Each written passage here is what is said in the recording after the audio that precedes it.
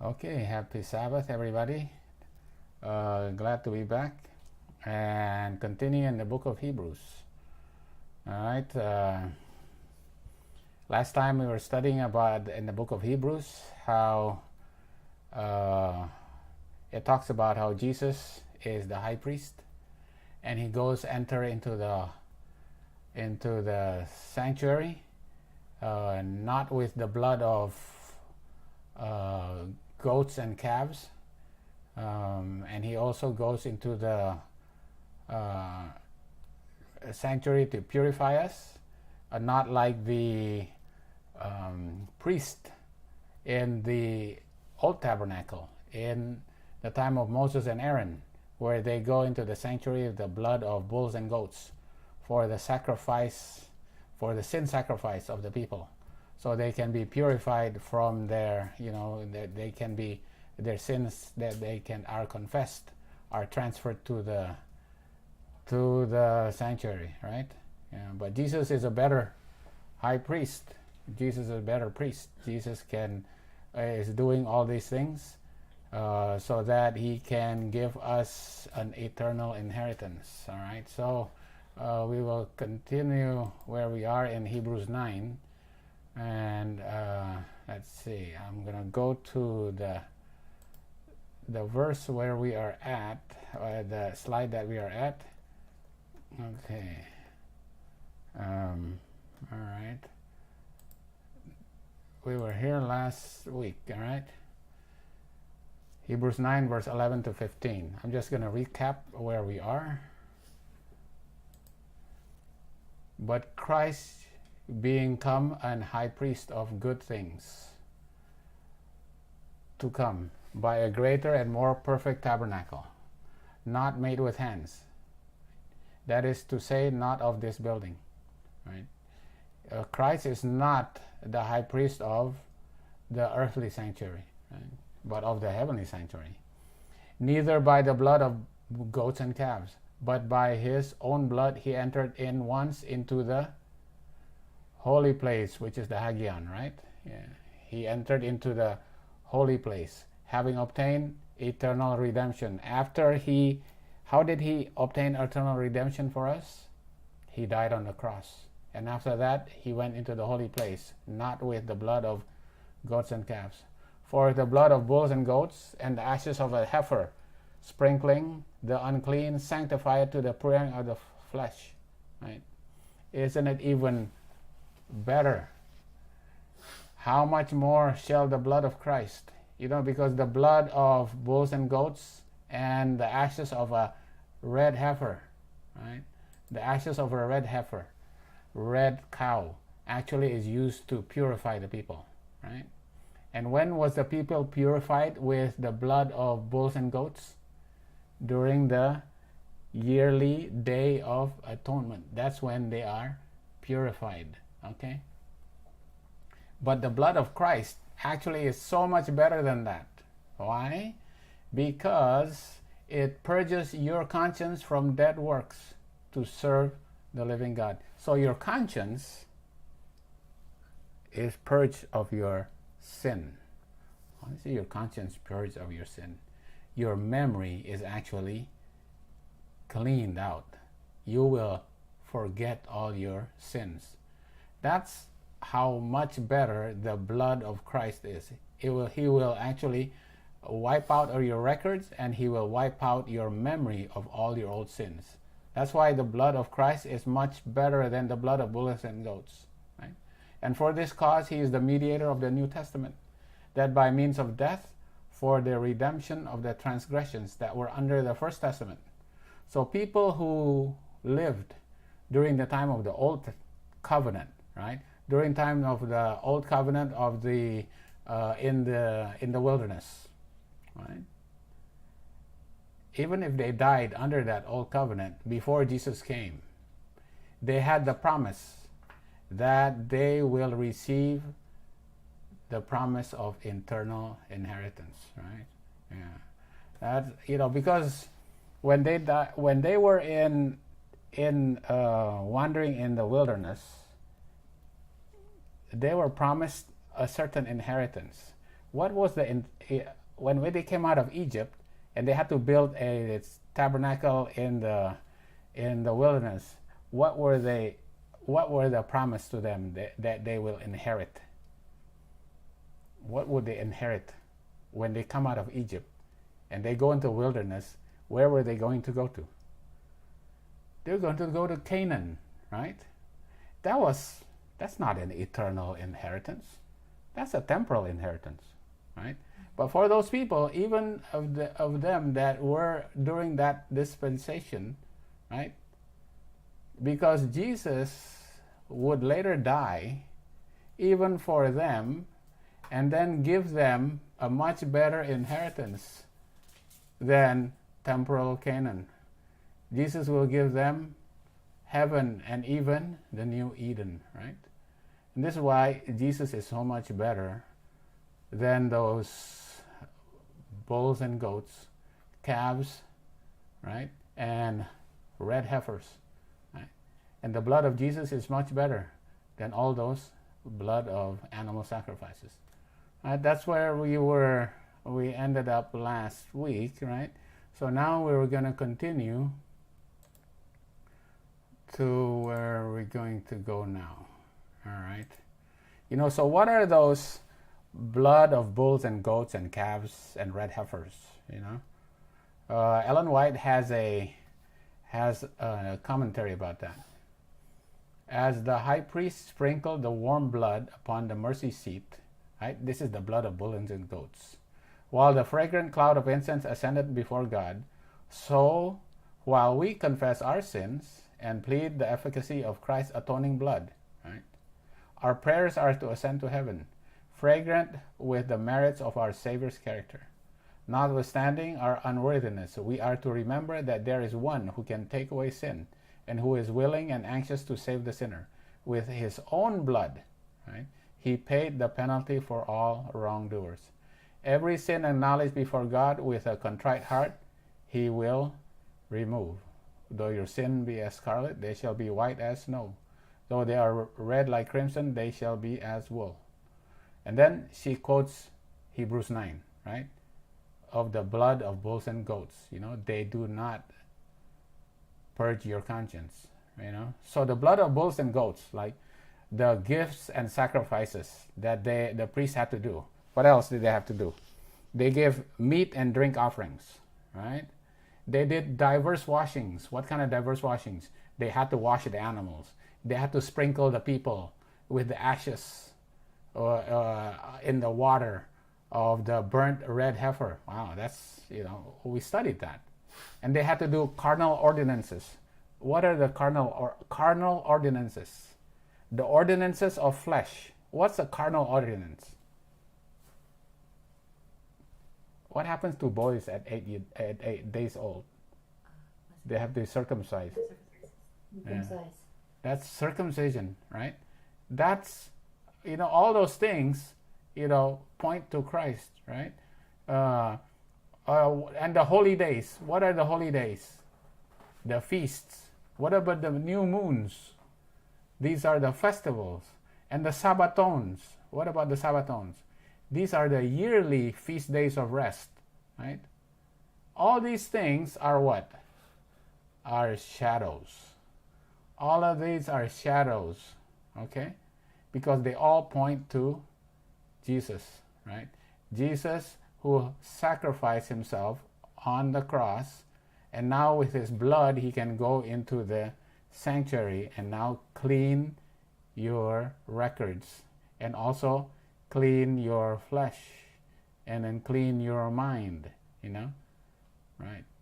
So the shadow is the sacrificial body of Christ, is the spilled blood of Christ, is the merits of the character of Christ. That's the substance, right? All the shadows are the festivals, the feasts, the sacrifices, the circumcision, the meat and drink offerings. Those are all shadows. Those do not make the conscience perfect. They do not sanctify to the purifying of the flesh. They do not purge your conscience of dead works, right? Yeah. Right. Now Ellen White goes to say, As this is when Jesus was taken to the tabernacle, and Jesus was offered, right, to be blessed by the priest, right.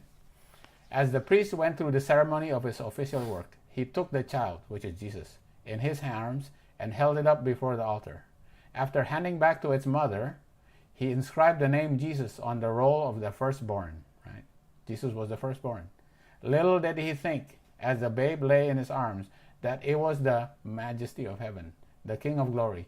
He was enrolling the name of one who was the foundation of the whole Jewish economy. He was the substance of everything that we were talking about.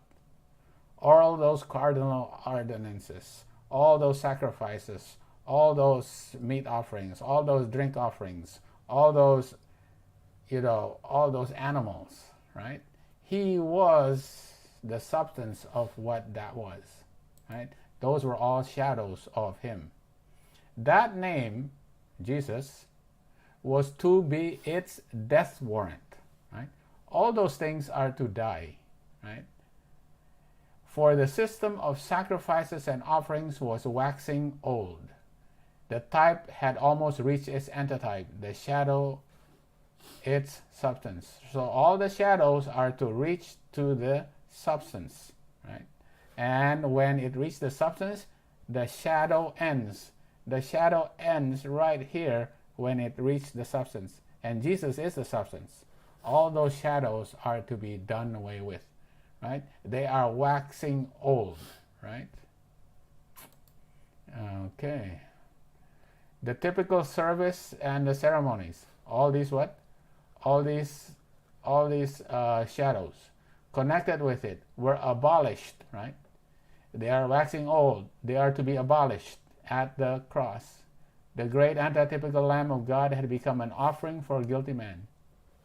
The shadow ceased in the substance, right? Now this was a problem for the Jews at that time, because even after Jesus died and went to heaven, all the Jews decided that, oh, you know what? We still have to be circumcised. We still have to keep the feasts. We still have to go to the temple to keep the feasts, right?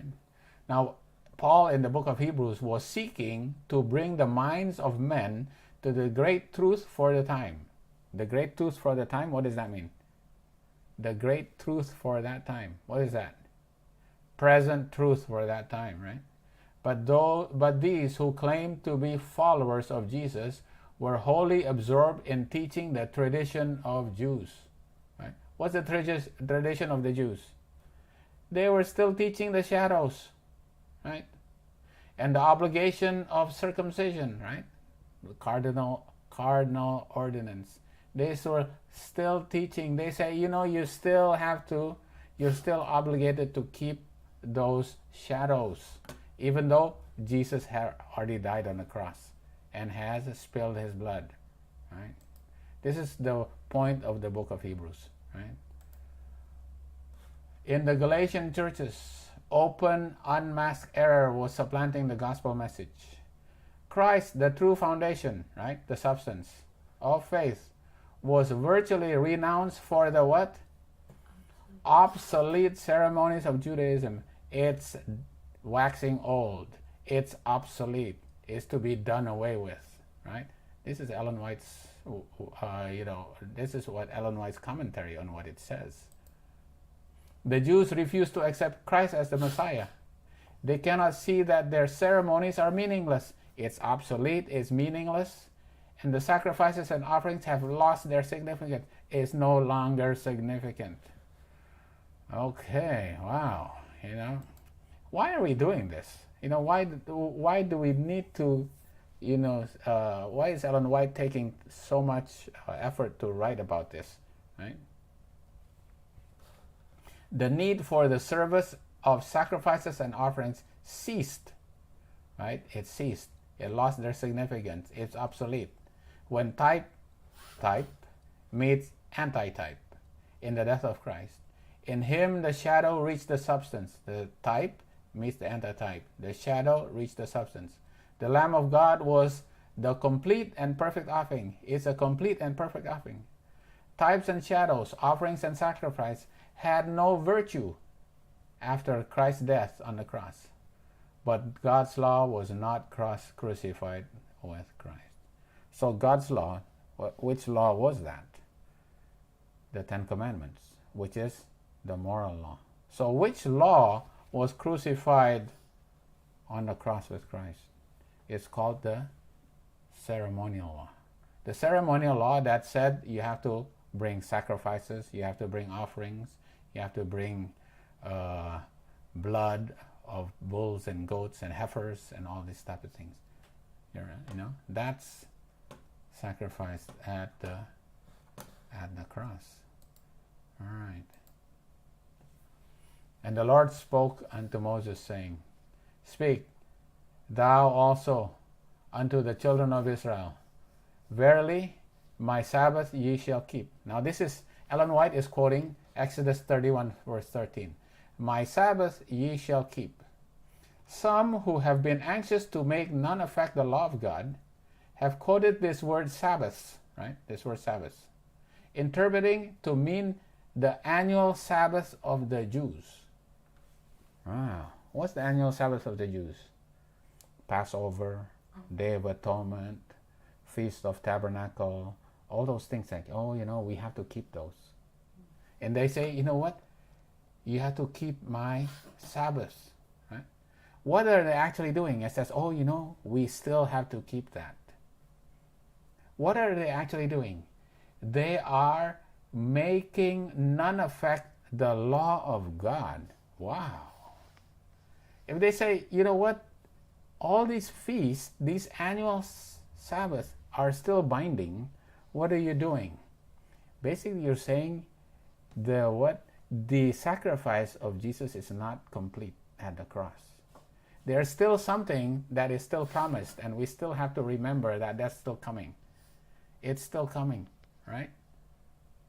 There's still a promise. You know, wait a minute. Jesus had a complete sacrifice at the cross. If you say that we still have to keep those feasts, which are shadows, it means that you are saying there's still promises that he hasn't kept yet. You know, right? Because he spilled his blood, he died on the cross, and that's a complete sacrifice, right? That's a complete sacrifice. See, but the thing is that this Sabbath is a sign between me and you throughout your generations, that ye may know that I am the Lord that sanctify you. Ye shall keep the Sabbath, for it is holy unto you. For everyone that defileth shall surely be put to death.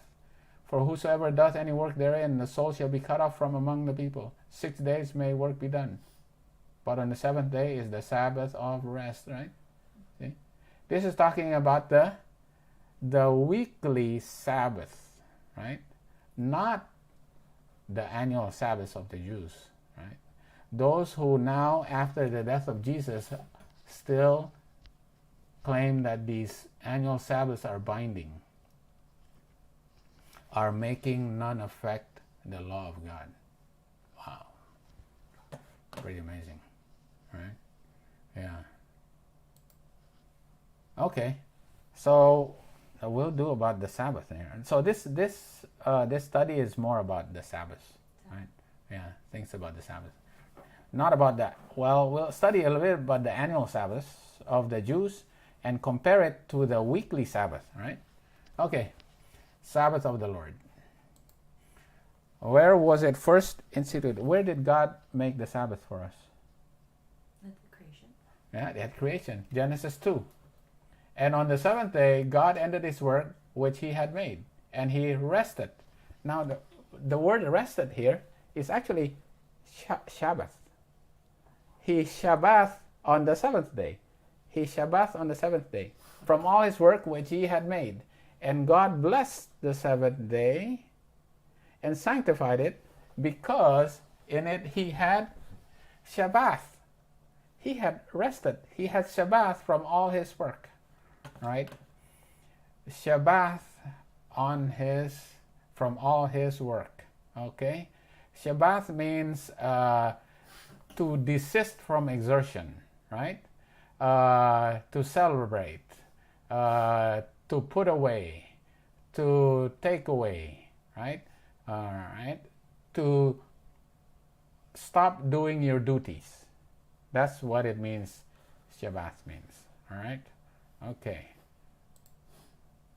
Now, where was it that the Israelites were told to remember the Sabbath day? They had forgotten. At Mount Sinai in the wilderness. They had just come out of Egypt. Because in Egypt, what have they done? They were all slaves under Egypt for 215 years, and what happened to them? They forgot the Sabbath. So they had to be reminded of the Sabbath. This is the fourth commandment of the 10 commandments. Remember the Sabbath. Now, Sabbath here is Shabbat. 76 is Shabbat. Remember the Shabbat day to keep it holy. 6 days shall thou labor and do all thy work. Now we should memorize this, right? We have to memorize this. But the seventh day is the Shabbat of the Lord thy God, right? That's why this is the Shabbat. This is the Sabbath. We call it the Sabbath, but I guess you pronounce it Shabbat of the Lord thy God. In it thou shalt do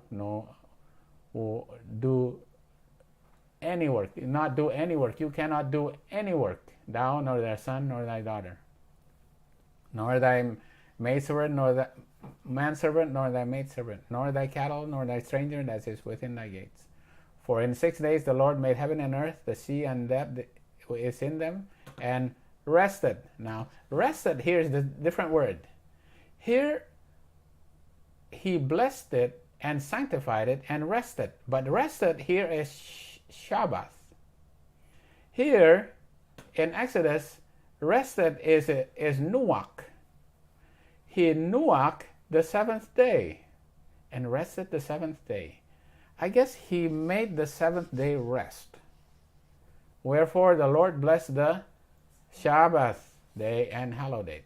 So he blessed it and hallowed it, right? He sanctified it, right? So what's the difference between Shabbath and Nuach? All right. This is I had to go look it up. All right. Nuach means to cease, to lay down, to be quiet, to remain, to set down. All right. Okay. If you see how it is used, Shabbat Shabbath is to cease to do your duty, as stop singing, or stop shining your light, stop speaking, stop your voice, stop like the land Shabbat, stop producing fruits, right? So you actually rest from your duty. Yeah, it's a little different from Nuach. All right, Nuach is like this. Nuach is like you rest because you are weary from running away from your enemies. So now they rest in Canaan because they were wandering in the desert. Right, that's Nuach. You rest from the work that you have been doing. Right, but so in a way, God was Shabbat. What? He stopped his word, right? He was no longer speaking his word because now he rested. And when he speaks his word, what happens? The creation, right? All he does is speak. And now there's the universe. So when he stops speaking, right, he's Shabbat. He no longer is doing his duty. It's not like he's running away from his enemies, or he's wandering in the desert, or he's tired because he walked around a lot, or he exercised and he had to nuach, right? But then he was also working in the sense that he was actually creating the universe. So in a sense, he was also, resting from the work that he was doing, okay? So that's the difference between Shabbat and Nuach, right? But the seventh day is the Shabbath. And the seventh day is the what? According to the fourth commandment, is the Sabbath of the Lord. And this is very important. The Sabbath of the Lord. How many other days in the Bible does it say is called the Sabbath of the Lord? Is there any other day in the Bible that is called the Sabbath of the Lord? Is there any other day? No. There's no other day. It's only the seventh day that is the weekly seventh day, right? That is the Sabbath of the Lord. Okay, where do we see this? I have to look it up. All right, Deuteronomy 5:4. But the seventh day is the Sabbath, Shabbath of the Lord, right? Thy God. You cannot do any kind of work, right? All right, Deuteronomy. What about Leviticus? 6 days shall thy work be done, but the seventh day is the Shabbath of rest. Now here's another one. It's also called a Sabbath of rest, but it is the Sabbath of the Lord, right? It's the Sabbath of the Lord, but it's also called the Shabbath of. Now rest here is what? Shabbathon. Okay. So what's a Shabbathon? It's a rest, right? It's a day of rest. It's a special day of rest, right? But the seventh day Sabbath is also called the Sabbath of the day of rest. What does that mean? There must be other Sabbathowns. There are other days of rest, right? You cannot work on certain other days, like on the days of the feasts, right? But the Sabbath is more exalted than those days of rest. The Sabbath is a more special. It's a more special day of rest, right? It's the Sabbath of the Sabbathowns. It's the Sabbath of the days of rest, right? It's a more exalted. It's the Sabbath of a Sabbathon, right? It's the Sabbath of a Sabbathon. And that's why it's called the Sabbath of the Lord, right? Only the weekly seventh day is the Sabbath of the Lord, right? It's very important, right? It is a special day, right? It's a special day of rest. There's other days of rest, but the Sabbath is a special day of rest, right? Okay. All right, we keep going. All right. Now, I have these things blacked out because this is also a little quiz for you, just to see if you can answer a couple of questions about this Sabbath. All right. Exodus 35. 6 days shall thou work be done, but on the seventh day shall be a holy day. It's a Sabbath of rest. It's a Sabbath of Shabbathon. It's a more special day than the Sabbathowns, right? It's a more special. It's a special and exalted Sabbathon, right? So, is the seventh day Sabbath a Sabbathon? Is a day of rest? Yes, it's a Sabbathon. But it's a special Sabbathon, right? It's the Sabbath of the Sabbathon, right? If you do work on it, you will be put to death. You cannot even light a fire on the Sabbath day. Wow. Cannot even do work on the Sabbath day, right? Okay. Mark 16, verse 1 and 2, right? Let's read this. And when the Sabbath was past, Mary Magdalene and Mary, the mother of James, and Salome had brought sweet spices. They might come and anoint him. Remember the story?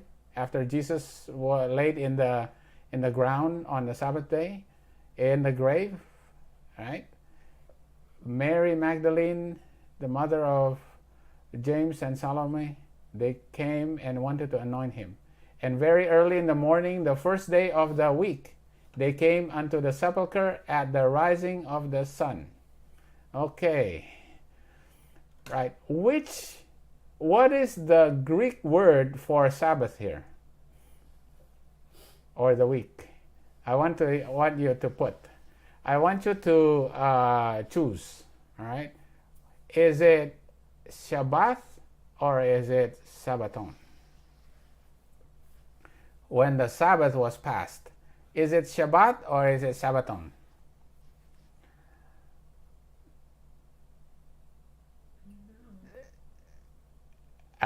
Anybody? Oh, Sabbathowns. This, Oh, Dwayne, you're right.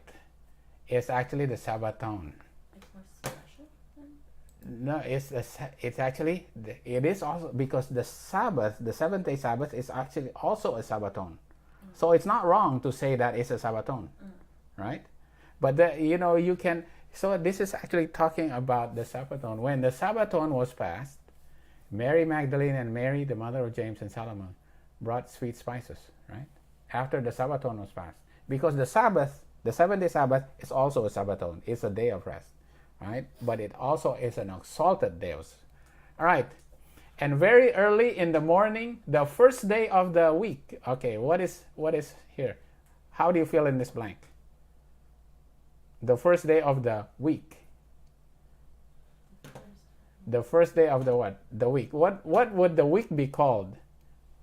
We translate it as week in the King James Version, and for us, we consider it a week. It's the first day of the week.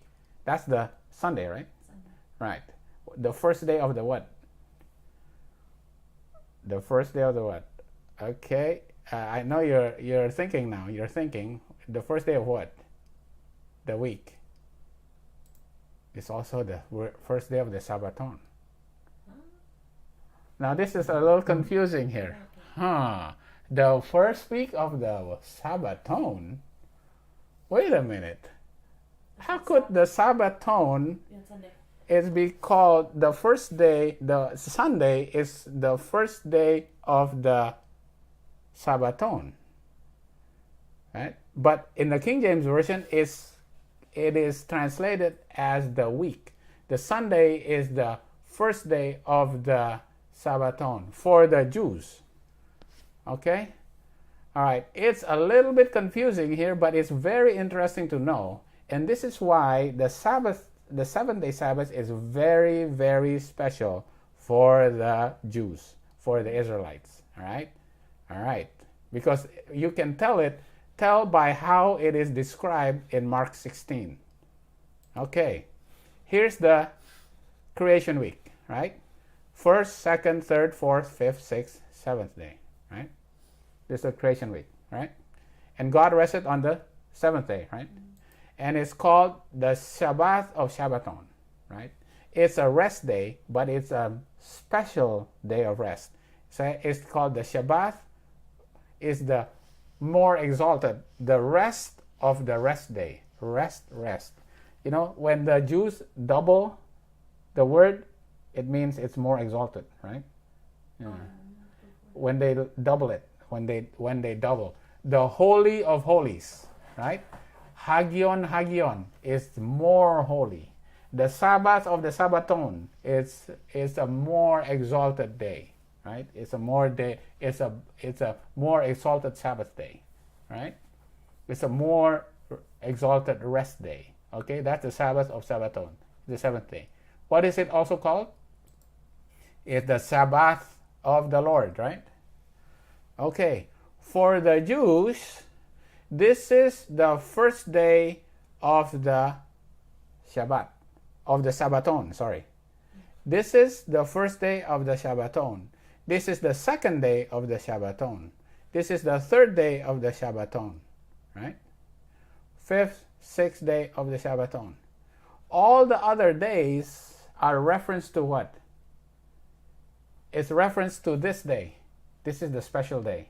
This is so special that all the other days are referred to, it's reference to this. You know, you are the first day because you're the first day of the Sabbath. You're the second day of the Sabbath. You're the third day of the Sabbath. Fourth day. What about for us? For us in the modern times, you know, this is called the week. For us, we say this is the first day of the for the whole block. The whole week is the whole block, right? This is the first day of the week. This is the second day of the week. This is the third day of the week, right? It's not as special as like the Sabbath day. Because for the Jews, the first day is the first day of the Sabbath. The second day of the Sabbathon, sorry. The third day of the Sabbathon. This is the Sabbathon also. But a special Sabbathon, right? Yeah. That's why for the Jews, it's very special. All the other days is referenced by this. This is the base. But for us in the modern times, we call this the week, right? So that's why when Mary went on that Sunday, the King James Version translated is the first day of the week, right? It didn't say the first day of the Shabbathowns. We would be confused. But actually, for the Jews, it's the first day of the Shabbathowns, right? Okay, you get it now? Yeah. These things, it's good to know, because we need to realize how important the Sabbath day is, right? Okay, I have another question that you got to fill in right here. Okay. 6 days shall work be done. But now let's do this one again. When they came out of Egypt, and they ran out of food, and then God gave them manna, right? And they were told how they were supposed to gather manna. And it came to pass that on the 6th day they gathered twice as much bread, 2 omers for one man, all the rulers of the congregation, and came and told Moses. Said to them, this is that which the Lord has said. Tomorrow is the rest, okay, of the holy Sabbath unto the Lord. Bake that which ye will bake today, and seethe that ye will seethe. Okay, tomorrow is the rest. Fill in the blank. Tomorrow is the what? Okay, all right. Of the Shabbat. Okay, let's see. All right, Jillian says it's a Sabbathon of the Sabbath. All right, it's the Sabbath, right? Yeah. It's the Holy Sabbath. All right. Tomorrow is the rest of the. Right? Jillian got it right. It's the rest of the Sabbath, right? Because the tomorrow is the rest of the Sabbath, right? It's the Sabbathon of the Sabbath, right? And that's why it's a really special day of rest as compared to the annual Sabbaths, right? The annual Sabbath is the feasts, right? The feasts. Okay, here we go. And at that time, now this is a story that we all know. When Jesus went with his disciples, and his disciples were hungry on the Sabbath, and they said, okay, let's get some corn. And they gathered corn, they got corn, and they ate it. And the Pharisees were mad. Says, oh, how come you're breaking the Shabbat, right? You're breaking the Sabbath, right? But it's actually, when you read that, at that time Jesus went on the Sabbath day, which is the Shabbathowns, right? He went on the Shabbathowns. And then it says, wait a minute, you are not lawful to gather corn and eat it on the Shabbathowns, right? All right. In Matthew 12 also, there's another story. I put it down here. There was a man whose hand has withered. And what did Jesus do? He healed that man on the what? On the Shabbathowns. And they said, you're not allowed to heal on the Shabbathowns, right? And Jesus said, what happens if your sheep falls into the ditch on the Shabbathowns? Will you actually save that sheep? He says, yeah. Well, a man has more value than a sheep. Okay? The Sabbath day is called the Sabbathowns. Now, my question to you is, how do you know that this is the seventh day? We know this story because we know this story so well, and we read it in Spirit of Prophecy. We know that this happens on the seventh day. But how do we know that it's actually the seventh day? It actually said Sabbathowns.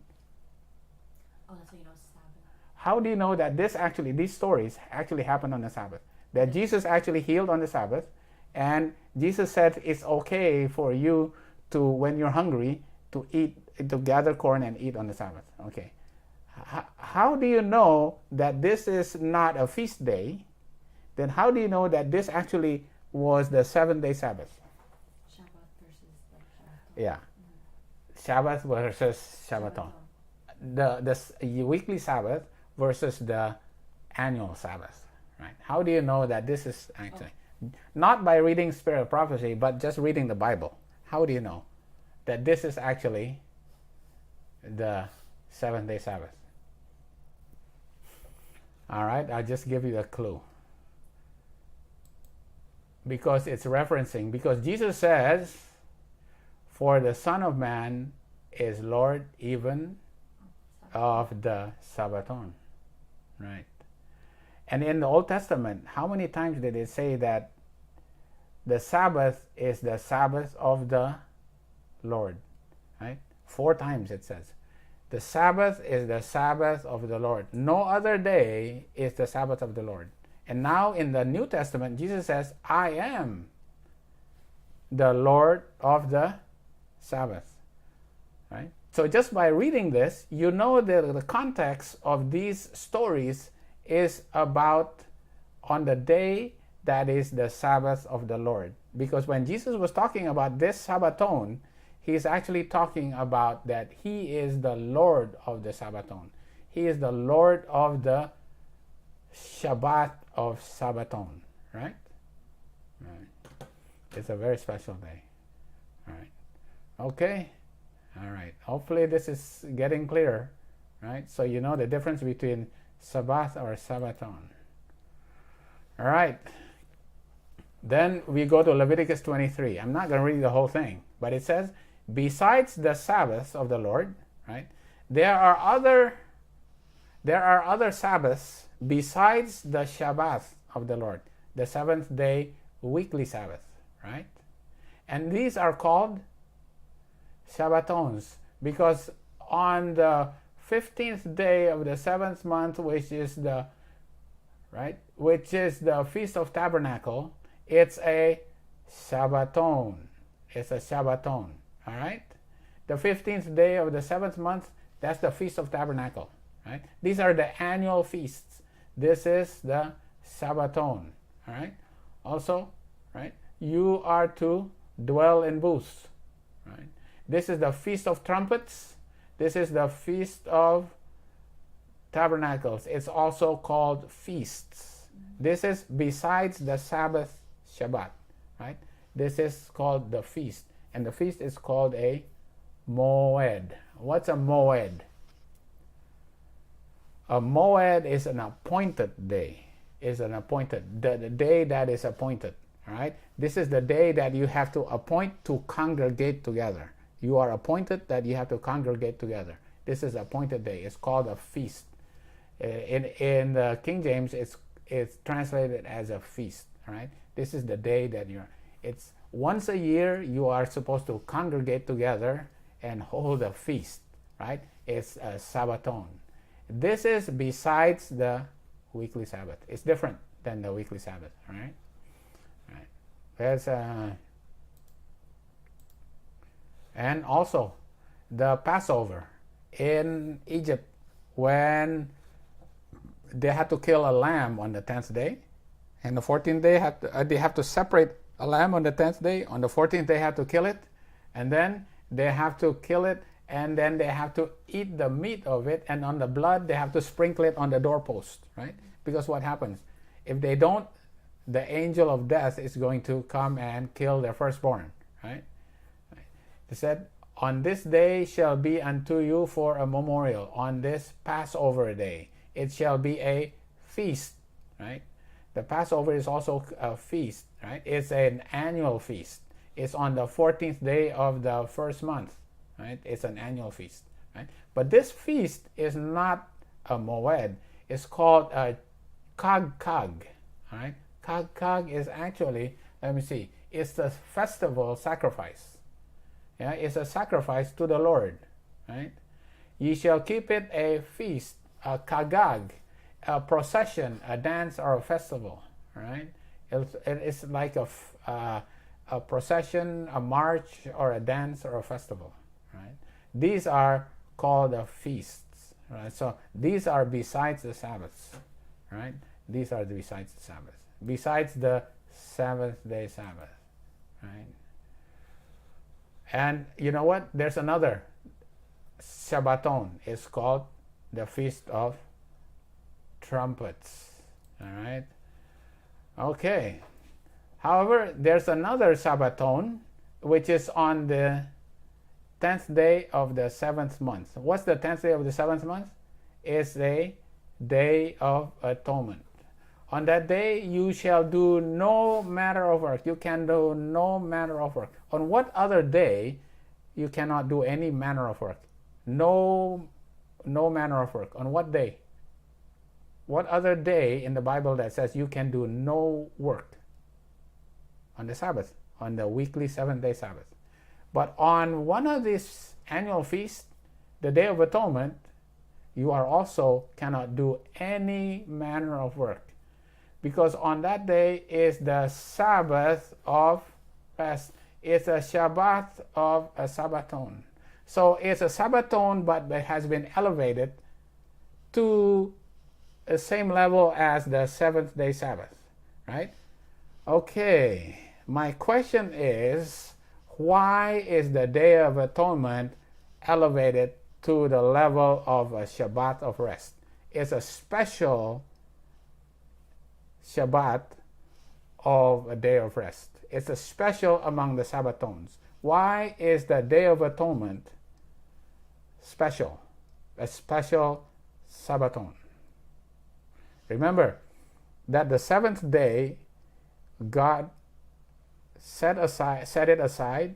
He rested, He hallowed it, He blessed it, and He sanctified and He purified it. Right? What happens on the Day of Atonement? What happens to the people on the Day of Atonement? They are actually sanctified, right? Because all their sins have to be all forgiven, and what happens? Their sins are cleansed from the sanctuary, and it's transferred to the goat, right? So all their sins are transferred to the goat. So the people are sanctified on the Day of Atonement. Are the people sanctified on any other feast days? No. Only on the Day of Atonement are they sanctified. That's why it's the Shabbat of rest, right? But remember, it's not a Shabbat of the Lord, right? The 7th day was a Shabbat of the Lord, is the day that is sanctified also, right? Among the days of the creation, that's the day that is sanctified, right? Okay. So now you see why the Shabbat of the Shabbathon is the 7th-day Sabbath and the Day of Atonement, because the 7th-day Sabbath was sanctified, and on the Day of Atonement the people are also sanctified. All right. Okay, well, lots of information here, about Sabbath, right? Comparing this. Christ would teach his disciples and his enemies that the service of God is first of all. The object of God's work in this world is the redemption of man. Therefore, that which is necessary to be done on the Sabbath in the accomplishment of this work is in accord with the Sabbath law. Jesus then crowned his argument by declaring himself the Lord of the Sabbath, one above all question and above all law. The infinite judge acquits the disciple of blame, appealing to the very statutes they were accused of violating.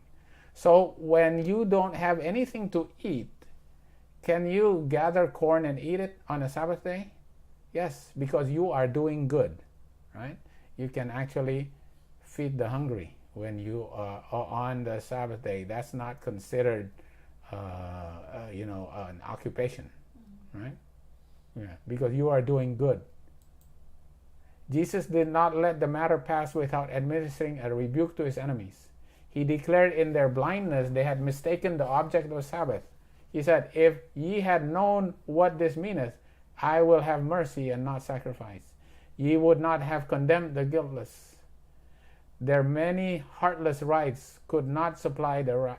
Their many heartless rites, all the things that they have to do, all these rituals, all these sacrifices, all these ceremonies, could not supply the lack of that truthful integrity and tender love which will ever characterize the true worship of God."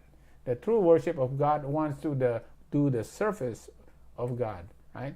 You don't want to just give sacrifice. Obedience is better than sacrifice, obeying the law of God. The law of God is the law of love, loving your neighbor, right? That's the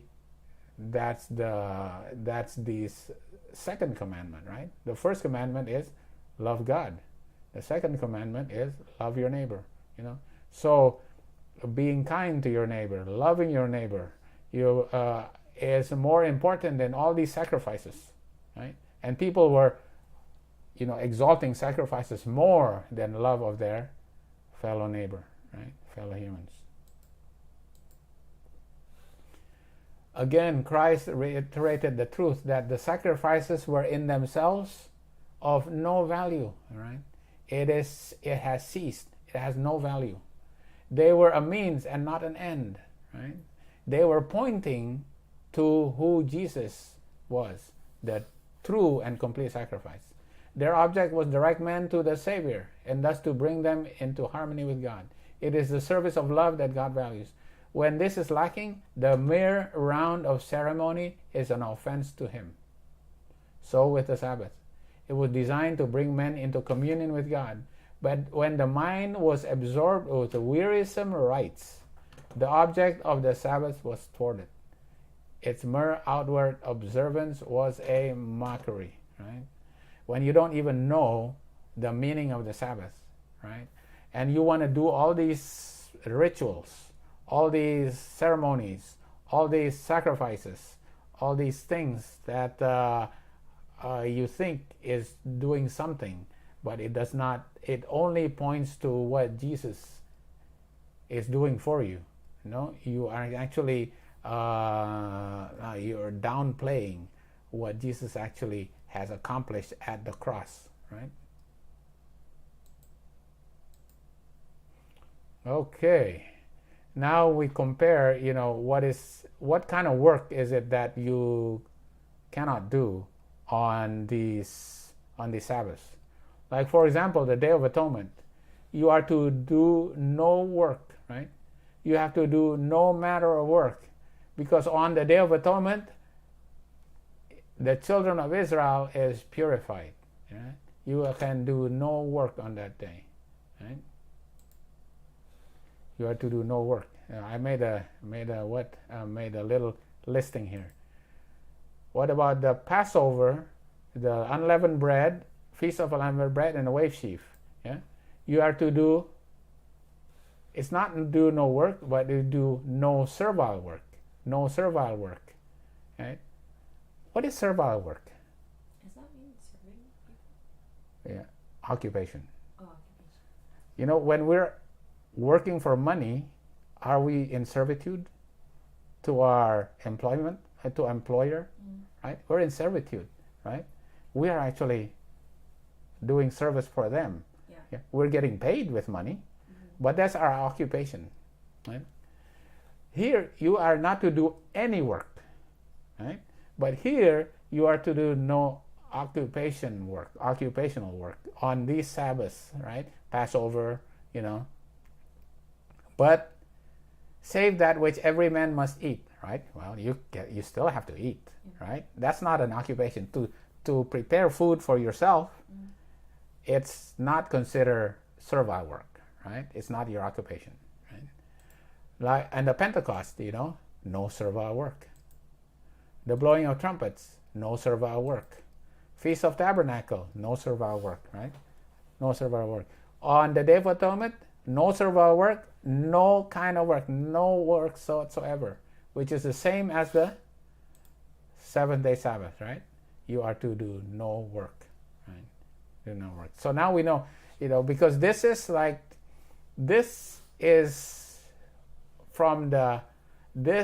Sabbath is part of the moral law, right? The 10 Commandments. These other feasts are from what law? The law of Moses.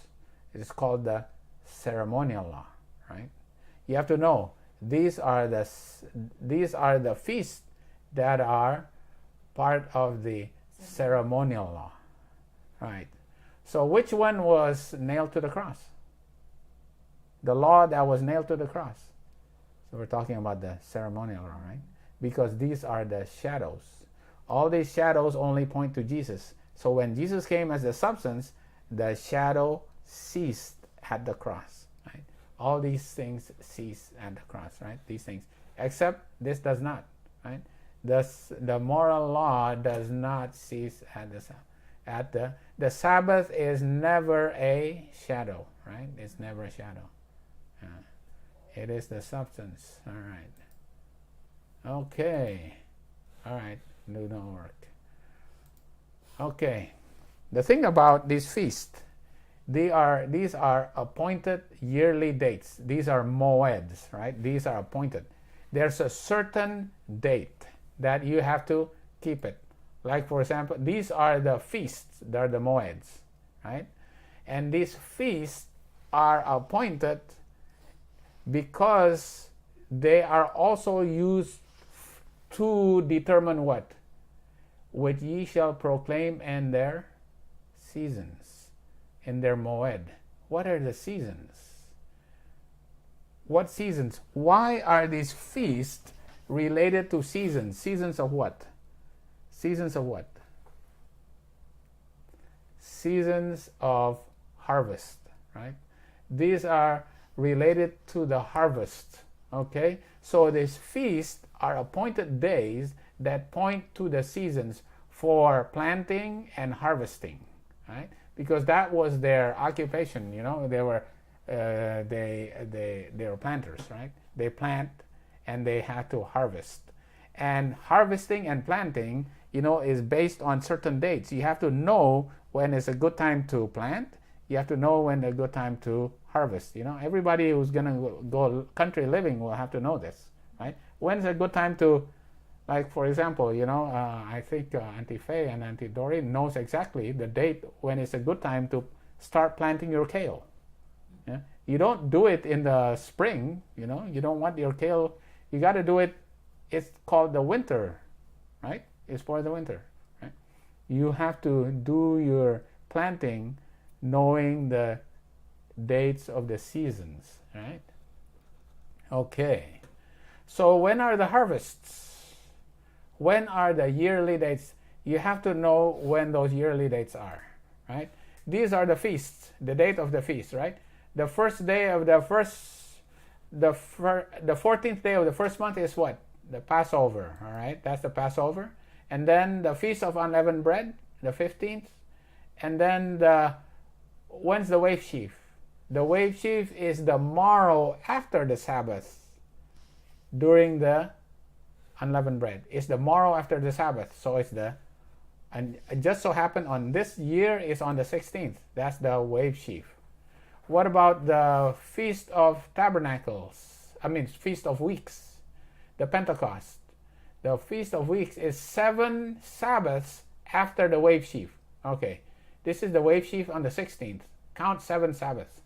1, 2, the morrow after the 7th Sabbath, after the wave sheaf. Boy, this is complicated, 1, 2, 3, 4, 5, 6, 7. The morrow after this Sabbath, the 7th Sabbath after the wave sheaf, is the Pentecost. All right, so that's the Pentecost. These are the spring feasts, right? These are for the spring feasts, right? These feasts have met its antitype, right? When Jesus came the first time, right? All these feasts, right? Jesus was the Passover lamb. He's the unleavened bread. He's the wave sheaf. And he sent his spirit on the day of Pentecost, right? These were all met its antitype, right? During that time. During the time that Jesus came the first time. Now there are other feasts in the fall. These are the fall feasts. What are they called? The Feast of Trumpets, Day of Atonement, and the Feast of Tabernacles.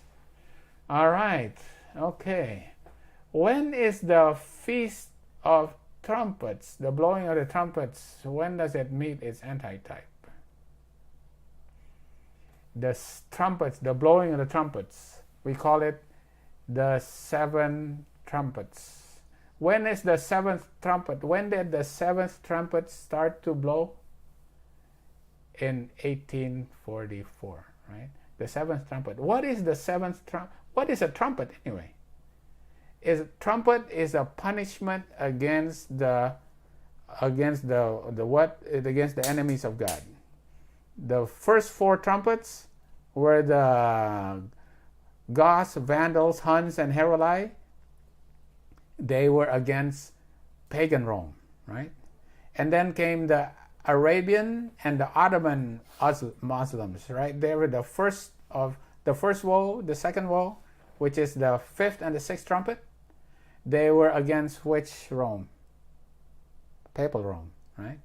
So this is talking about the seventh trumpet. The seventh trumpet is starting in 1844, right? Yeah.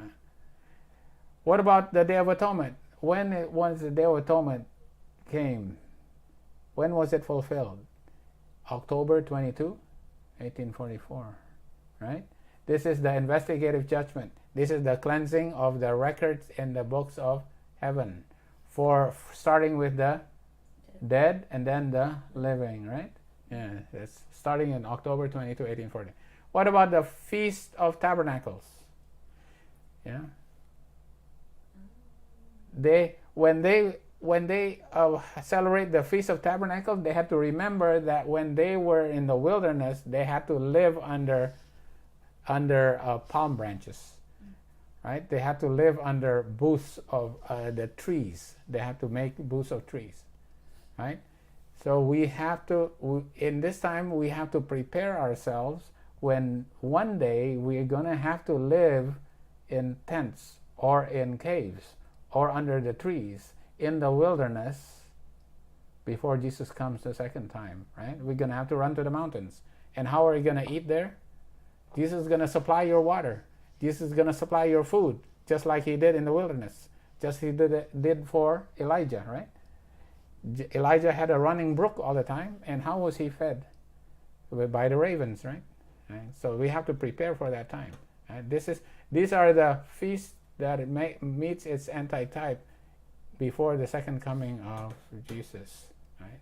So these feasts have a certain day, right, of the Jewish year. It's an annual feast, right? You have to observe it on an appointed date, right? Okay. How do you know the dates, though? How do they know that this is the 14th day, this is the 15th day of the first month? How did they know? How did they figure it was the 14th day of the first month? How did they know how to calculate those dates? Those dates of these feasts. How did they figure that? They had to have a reference point, like the first day of the Sabbathowns, the second day of the Sabbathowns. There have to be a reference date. What's the reference date for these feasts? What would be the reference date for these feasts? Because like the first day of the Shabbathowns, the first day of the rest, right? The second day of the rest. The reference for the first day, the second, third, fourth is the seventh day. There's a reference point for all those dates. What about these dates, these 7 feasts? There's 7 feasts. What is the reference date for this? How do you calculate these days? Based on what day? The new moon. The first day of the first month, right? If you know when the first day of the first month, it's easy for you to know the 14th day, the 15th day, the 16th day, the 6 days of the third month, the first day of the 7th month. You can know that. As long as you know the reference day, the first day of the first month, which is based on the new moon. And how did they figure out the first day of the first month? How did they figure out the first day of the first month? Right? This is the beginning of months.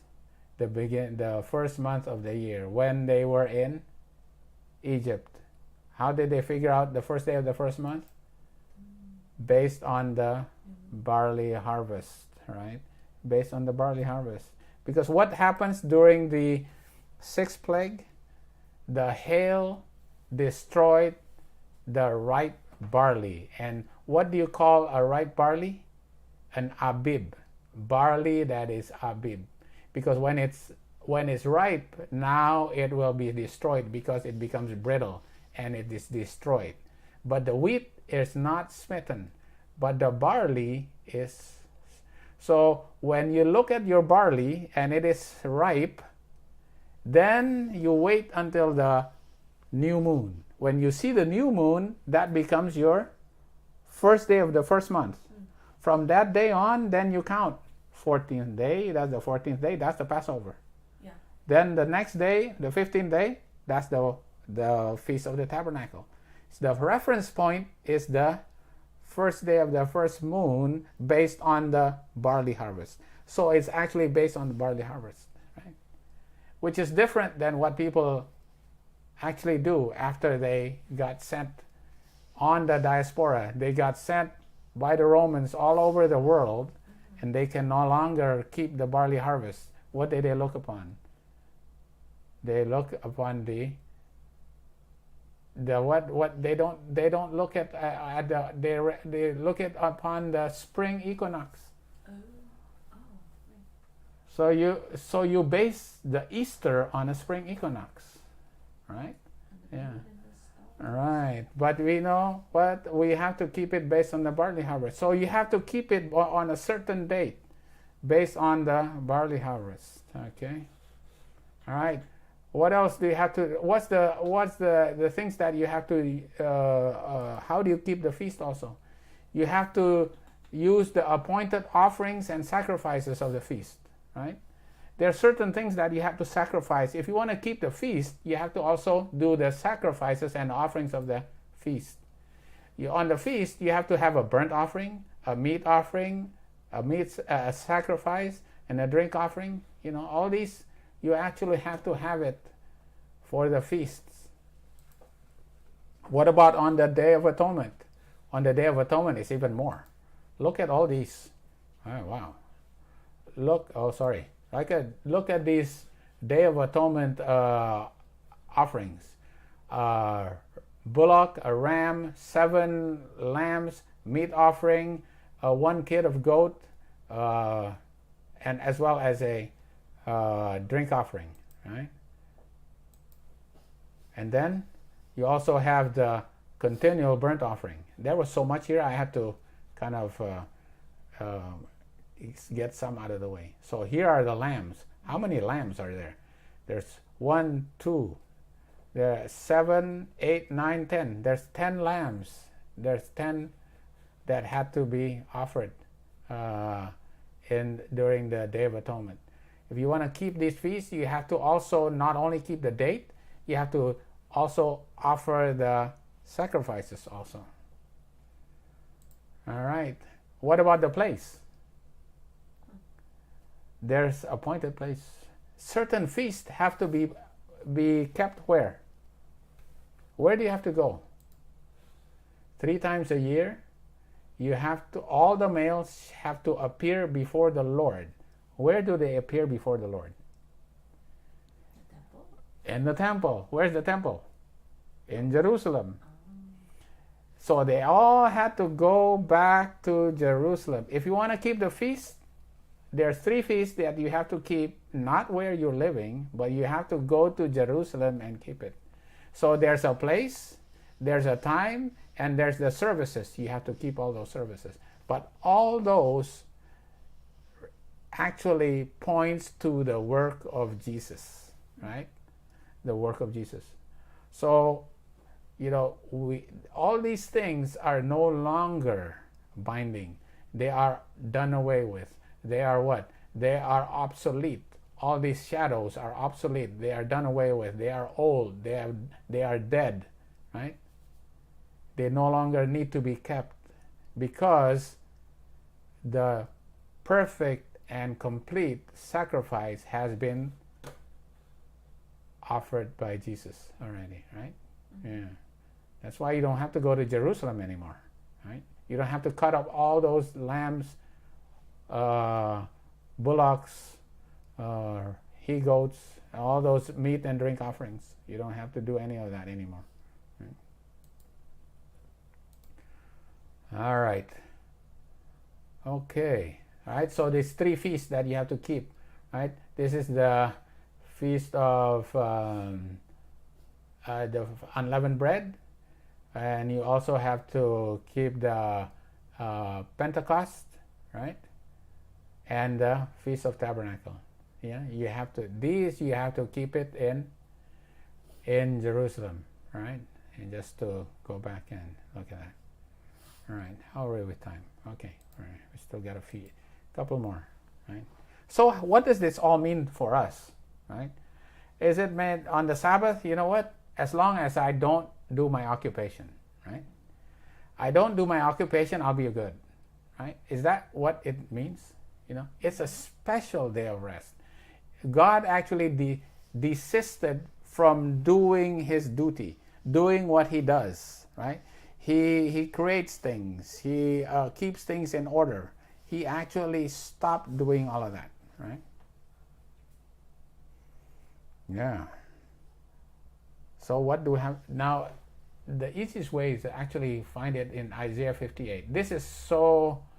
This passage, this verse is quoted so many times in Spirit of Prophecy, right? On how to keep the Sabbath. This is the underlying concept. It's not just about, you're working your occupation. Oh, you know what? As long as I'm not making my money, I'm not getting time and a half working on a weekend, I'm okay, I'm keeping the Sabbath, right? Is that all it is? And they that shall be of thee shall build the old waste places. What are the old waste places? It's like Jerusalem was wasted, right? Well, when they had to go to Babylon, and Jerusalem was wasted, and the walls was wasted, and the gates were wasted, and the temple was wasted. And thou shalt raise up the foundation of many generations, and thou shalt be called the repairer of the breach. What was breached? The walls were breached. And what is a wall representative of? What does the wall represent? It represents protection. What's the wall of protection? God's law, right? God's law is the wall of protection. And there's a breach in God's wall of protection. And the moral law, the 10 Commandments is breached, right? People are no longer keeping the 10 Commandments, right? What you have to do, you have to restore the past to dwell in, right? The past that, you have to repair the breach. If thou turn away from, and right away it goes, what? Talking about the law. Which law is it talking about? If thou turn away from the foot from the Sabbath, from doing thy pleasure on my holy day, and call the Sabbath a delight, the Lord, the holy of the Lord, honorable, and shall honor him. Not doing thy own ways, all right? You are not to do what? Your own ways, right? I should have made this yellow. Shoot, I'll do that next time. You are not to do your own ways, but you have to consider Sabbath a delight. Is Sabbath a burdensome thing for you? It should be a delight, right? It should be a delight because what? We can rest from your servitude. We are actually slaves to our jobs. Now, Jillian, you just started your job. You're going to be a slave to your job. And isn't Sabbath a delight? It is a delight because you don't have to work on the Sabbath. As a matter of fact, you should not work on the Sabbath, right? And for us who are going to retire in not the distant future, wow, we're going to be so happy, right? We don't have to be slaves to our work, right? We don't have to do servitude. We don't have to do servile work, right? Or any manner of work, right? Nor finding what? Thine own pleasure. Not only that, this is so important. Nor speaking thy own words. Wow. So what is it? So how do you keep the Sabbath? Right? You have to call it, it has to be a delight from you. It has to be from your inner from inside of you, you actually delight in keeping the Sabbath, and because you love to serve the Lord and not do your own ways, not finding your own pleasure, not speaking your own words, right? I think Ellen White is made a comment about this, not speaking idle words, not speaking about your business, not speaking about the world. This is your own words, right? But you have to speak things that glorify God on that day. You have to not doing things for your own pleasure. Let's say, okay, you know what? Let's have a picnic. Let's have a picnic for my birthday party. Let's think about that. You go out in nature, but are you really serving God? Are you actually celebrating somebody's birthday? Or are you celebrating God's rest day? You have to realize that you are not to do things for your pleasure. Let's go and walk. But when you walk, maybe I should also jog so I can exercise. Now, what would you call that? Wouldn't that be calling, you're exercising for your own self? But when you walk, you enjoy the nature that God has created and He rested on that day. Well, obviously, that's a different thing than when you said, well, I want to go to nature and I want to exercise. That's a different thing, right? So you do not do things for your own pleasure.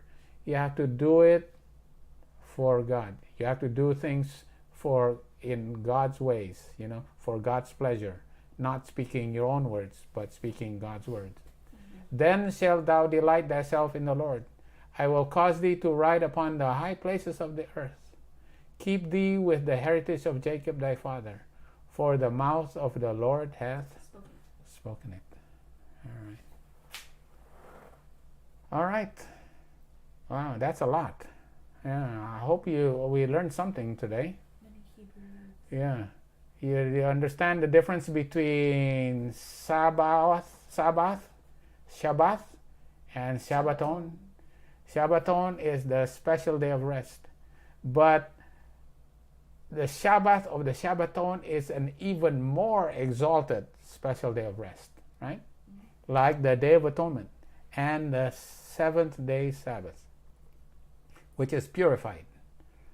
And on the Day of Atonement, you are purified, right? That's why it's the Sabbath of the Shabbathown. But only the weekly seventh day is the Sabbath of the Lord. On that day, you have to do God's work, right? You have to bless other people, right? You cannot be trying to bless yourself in your occupation or your delight or your own pleasure, right? You have to bless other people. You help other people, right? People who are in need or are hungry, the disciples are hungry. God said, okay. Jesus said, it's okay for you to get to gather corn and feed the hunger. And who are sick, right? So that's the thing, do you have pleasure in helping people on the Sabbath, right? It's not for your own pleasure, right? That's the pleasure for God. You are doing God's work. Okay. Anything to add? I think you understand these things, right? Sabbath and Sabbathowns. The shadows have been made obsolete, have been done away with, have been crucified at the cross, because it all points to Jesus, who is now the complete sacrifice. All right? Anything else? And that is a more sure word of prophecy.